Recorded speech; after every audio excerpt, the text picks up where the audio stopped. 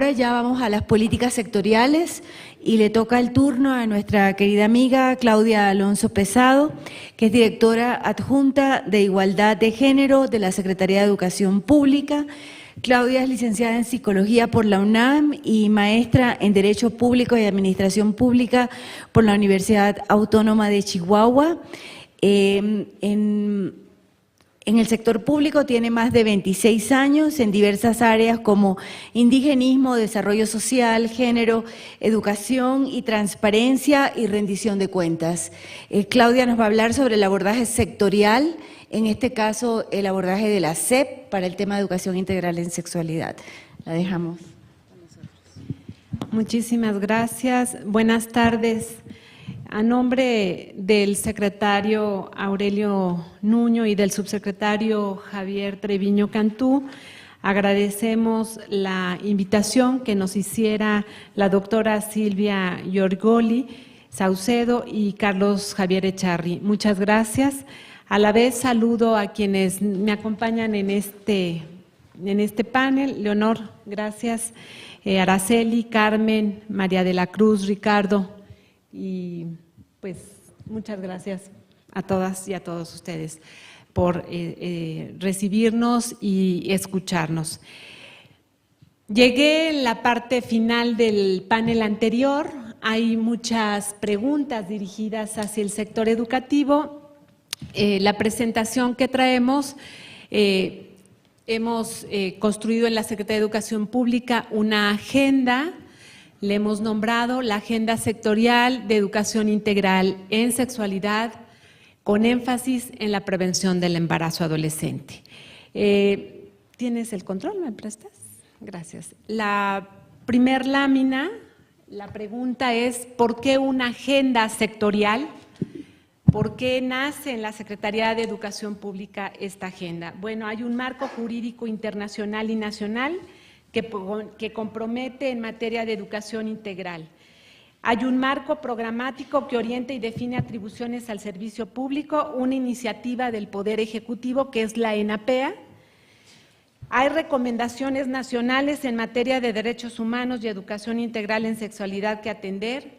Hay una problemática nacional relacionada con los eventos de la vida de las y los adolescentes y jóvenes mexicanos, que nos lleva a reflexionar acerca del ejercicio de su sexualidad, sus roles de género, así como su acceso a derechos, oportunidades y condiciones que permita garantizarles la igualdad sustantiva en todas las esferas de su vida.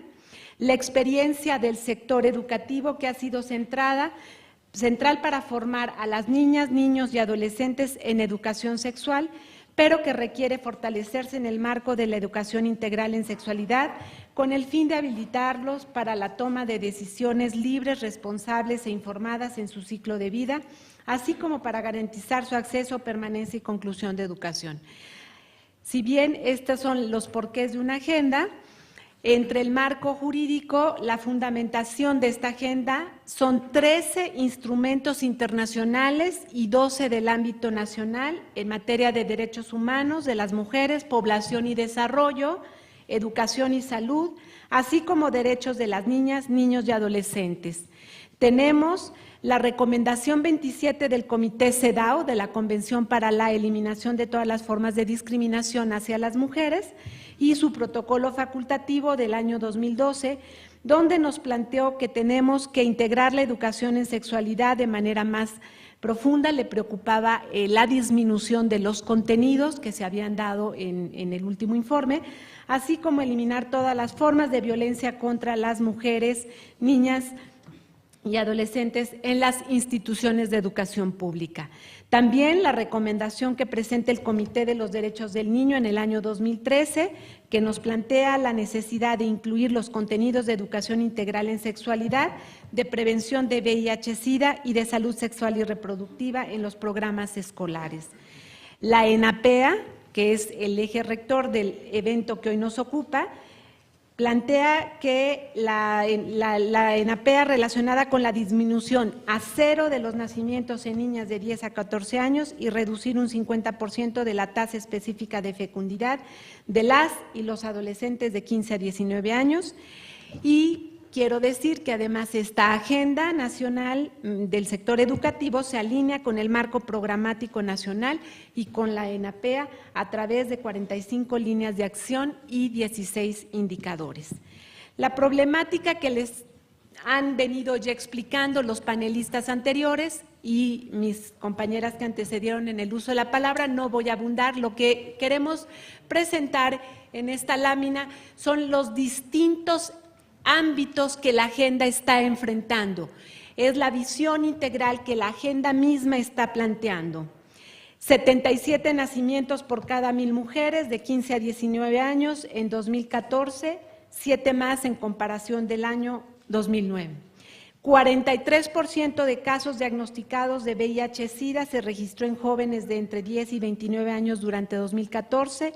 10.9%, ya lo habían comentado, de las mujeres expresó haber padecido violencia física en noviazgo en planteles públicos de educación media superior.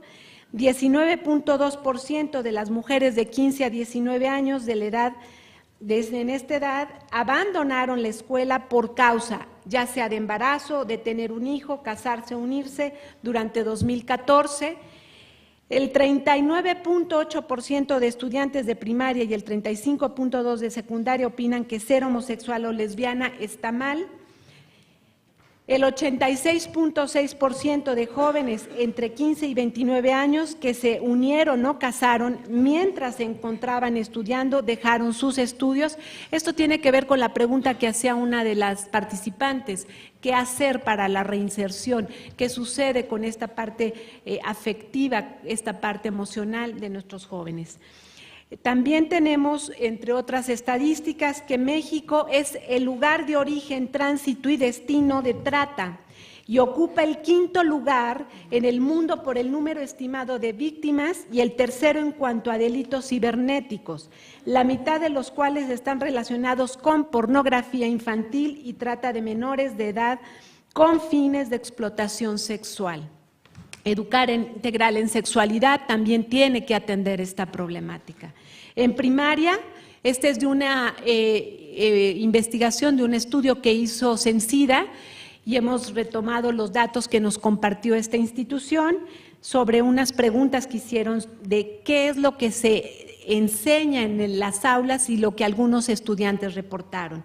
En primaria, el tema tratado con mayor frecuencia con las mujeres es el de relaciones sexuales y el menos tratado fue el de placer. En secundaria, el tema más tratado fue cómo protegerse para prevenir el VIH, con el 90.3%, y cómo protegerse para prevenir con un embarazo. El menos tratado fue placer.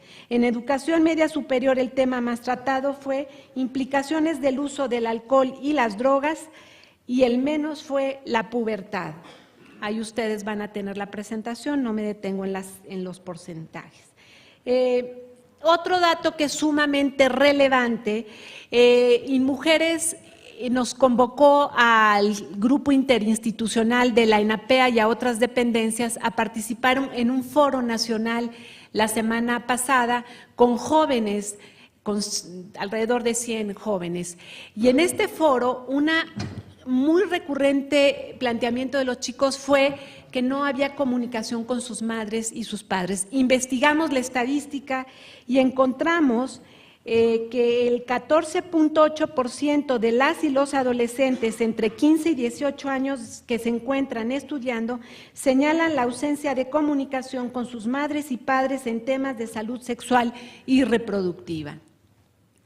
Tenemos también, bueno, digamos que esto es el enfoque del diagnóstico estadístico que la agenda profundiza. Tenemos muchos más datos, pero son alrededor de estos ejes temáticos que estamos revisando la problemática. Ahora, ¿qué les aportamos? ¿Qué experiencias ha tenido el sector educativo? La lámina que tienen enfrente es la línea del tiempo, la vamos a ir aproximando, de qué contenidos ha planteado el sistema educativo en el currículum, en planes y programas de estudio. Esta aula, habemos generaciones que seguramente nos tocó la del 74, de los años 70, en donde el tema era informarnos sobre el control de la natalidad, y el currículum en ese año, en el año 74, en secundaria, se incorpora en biología y ciencias naturales, en los 3 grados, generalidades sobre anatomía y fisiología de ambos sexos y también sobre planificación familiar. En primaria es hasta el 78 que se incorpora en algunos ámbitos de la educación, y se planteó el área de educación para la salud. Y en esa época entonces es que se incorpora el tema de la salud, pero vinculado a la temática reproductiva, evidentemente. En los años 90, es probable que la gráfica no se alcance a leer porque es más pequeñita, pero en los años 90, que es la década del 90 al 2000, significó cambios relevantes para el sistema educativo en general. En el año 93 se reformulan los planes y programas de estudio de la educación primaria y secundaria, se inicia la elaboración de nuevos libros de texto para los 6 grados en todas las asignaturas y materiales docentes. En esta época empezamos a abrir un material para el alumnado, pero también era para los y las docentes y para las y los padres de familia. Los temas se incluyeron fue equidad de género, es la época en que empezamos a incluir equidad de género, cultura de la prevención, educación ambiental y desarrollo sustentable, educación sexual y desarrollo humano y formación cívica y ética. Y es desde la asignatura de formación cívica y ética que se abre a mayor profundidad el desarrollo de los aspectos fisiológicos, psicológicos, afectivos y sociales relativos a los cambios que las niñas y niños experimentaban durante la pubertad y durante la adolescencia. El enfoque que se empieza a plantear en esta época es distinto a los de la reforma del 72, evidentemente, porque además históricamente y en el contexto mundial el tema de los derechos humanos tenía un enfoque mucho más amplio y sólido. Esto, digamos que en primaria lo teníamos en ciencias naturales y luego en formación cívica y ética. En secundaria también se incluye, de hecho nace primero en secundaria en formación cívica y ética, y bueno, luego se regresa hacia primaria, es decir, se va hacia los grados de mayor edad. Esta experiencia queda plasmada en el plan de estudios, sin embargo, algunos materiales como los de mamá y papá y los de docentes no se continuaron reforzando en las décadas posteriores. Se disminuyó profundamente los contenidos, estaban planteados, pero todo este avance que tuvimos en esta década se vio disminuida. Sin embargo, a partir del año 2010, que se da en 2008 el encuentro ministerial Salud-Educación en la región de América Latina, se plantea la obligación de incorporar en planes de estudio de manera más sólida la sexualidad, porque tanto UNESCO como Fondo de Población plantean esa obligatoriedad. Y además México lo recoge con gran entusiasmo, y en el programa de estudios del 2011, yo quiero que vean la línea del tiempo, empezamos en preescolar en el 2004, hasta 2006 en secundaria, pero es hasta el 2009 que terminamos con la RIEB, con la Reforma Integral de la Educación Básica, y se regresa, es decir, los temas vinculados a educación sexual, la prevención de la violencia escolar, los derechos humanos y la educación en valores y ciudadanía, que es el enfoque fundamental que se le da, se cierra hacia el 2011. Este es el plan de estudios vigente. Y este plan de estudios lo hemos revisado desde la Dirección General a mi cargo y hemos estado compartiendo con otras áreas de la Secretaría, en particular con la de Desarrollo Curricular, que es la que norma a nivel nacional la política nacional en educación básica, para que revisemos y reformulemos ciertos contenidos que, si bien plantea esta reforma recuperar la visión de los 4 lones que quienes saben de educación sexual y es una aproximación, no está debidamente aterrizado y concretado en los planes y en particular en los materiales de libros de texto gratuito y mucho menos en los procesos de formación docente, que es la clave para poder articular. También es importante entender que en el año 2007 se abre una asignatura estatal en el marco del desarrollo curricular y hay 5 campos donde cada autoridad educativa puede diseñar su plan de estudios en estos 5 campos. Hay 7 entidades federativas en la actualidad que dentro del campo 3, subcampo 5, que se refiere a educación sexual, hemos incluido esa asignatura. Son los estados de Chiapas y Distrito Federal, Durango, Michoacán, Nayarit, Tamaulipas y Veracruz. Esto es en cuanto a básica. ¿Cómo vemos ahora el panorama en la media superior? En la media superior les traemos también una información. Dentro de la reforma integral del bachillerato que se inició en los años 2008, es cuando se retoma dentro de esta reforma el tema en el currículum y se va hacia el año 2009-2010, pero fundamentalmente la concluyen en el 2013, 2014 y 2015. Más adelante veremos en la malla curricular. ¿Le doy otra? Perdón. Una disculpa, estaba desfasada. Esta es la de media superior y esta es la de superior, que también que tenemos en superior, pues tenemos solamente que la Dirección General de Educación Superior para Profesionales de la Educación, lo que conocemos como la Dirección de Escuelas Normales, tiene el desarrollo físico y salud en las licenciaturas en educación preescolar intercultural bilingüe, en educación primaria y educación primaria intercultural bilingüe. Sin embargo, estamos revisando, está un poco aletargado este trabajo y también estamos trabajando en revisar. La Universidad Pedagógica Nacional tiene cursos para nuestros docentes de secundaria, precisamente para quienes dan la asignatura de formación cívica y ética o de ciencias. Y tienen además un diplomado sobre educación de educadores en sexualidad humana que apenas lo acaba de iniciar esta universidad. No traigo la malla curricular, pero en el caso de media superior quiero decirles que son en el marco de competencias que están trabajando, se va hacia los campos de formación básica, pero más los propedéuticos, de acuerdo a lo que nos ha informado esa subsecretaría en cuanto al diseño curricular.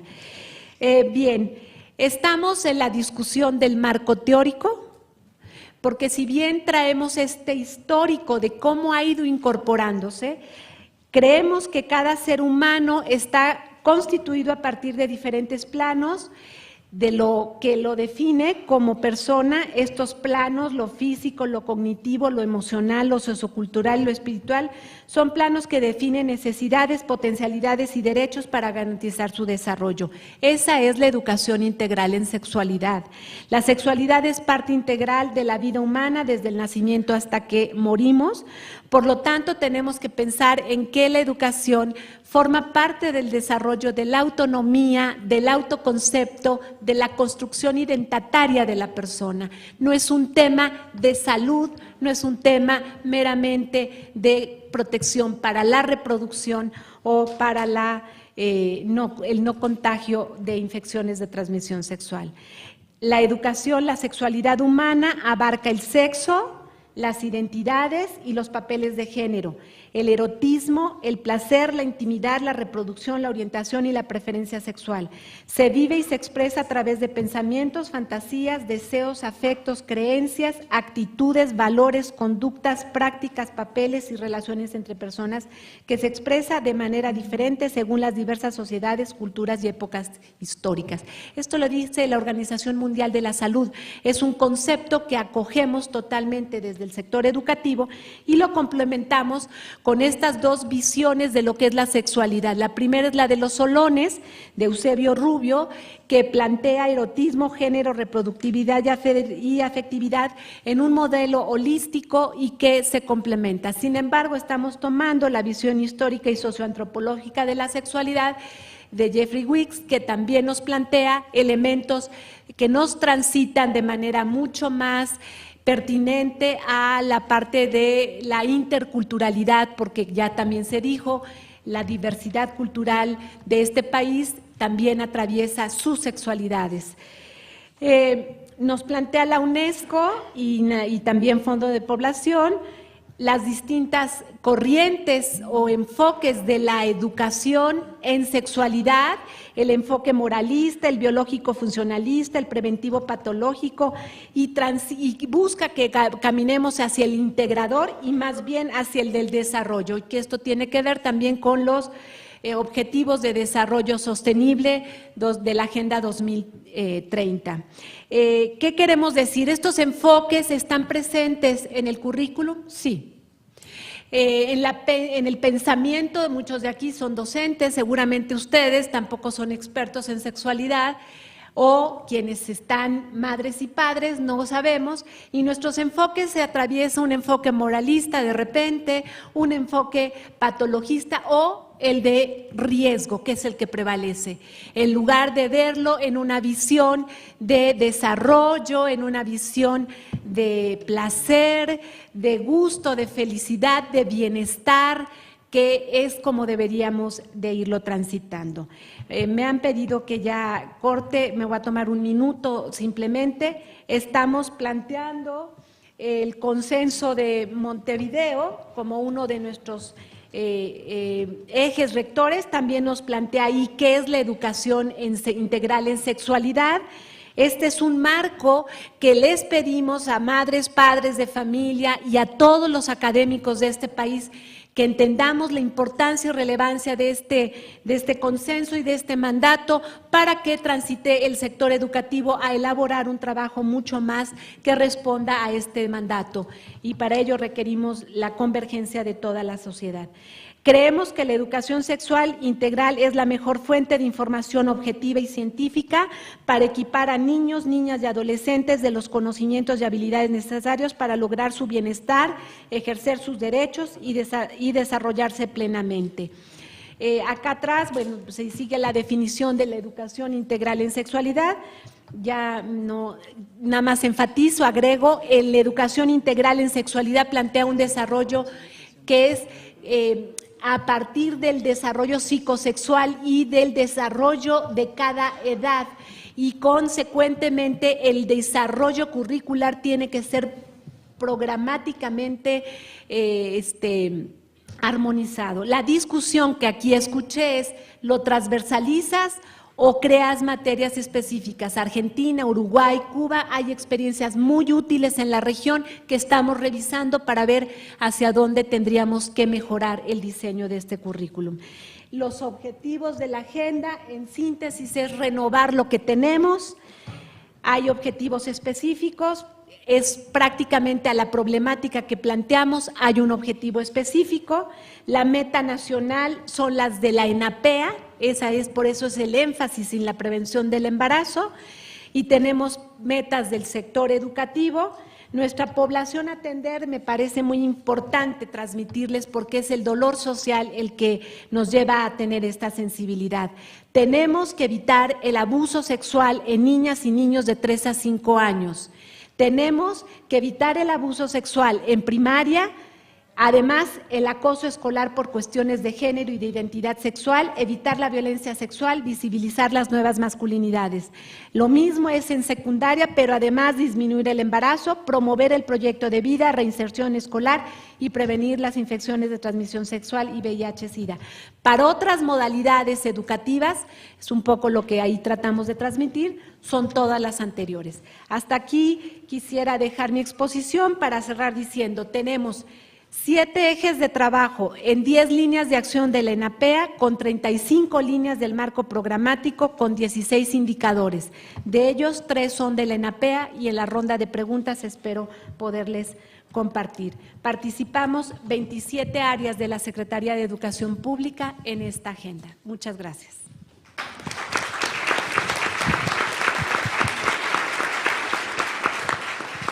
Muchas gracias, Claudia. Realmente qué importante es todo lo que nos plantea Claudia, qué importante es seguir avanzando en esto, que vemos que es un camino largo y que no ha sido un camino fácil, no es México la excepción.